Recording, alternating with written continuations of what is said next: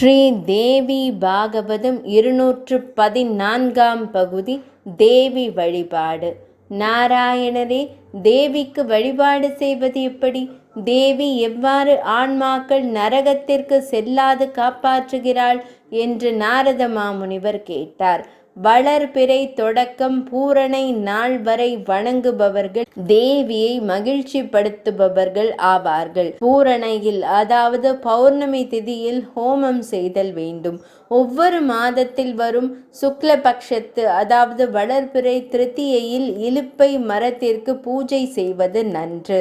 தேவி வழிபாடு இல்வாழ்வில் காமிய பலன்கள் அனைத்தையும் கொடுக்கும்.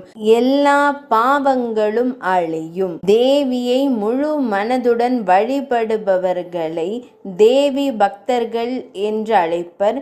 தேவி பக்தர்கள் அவரையும் பூஜிப்பர். பொன் பொருள் காணி நிலம் அளவு நிறைய வரும், நரக வாழ்வு கிடைக்காது. 214 பகுதி நிறைவடைந்தது.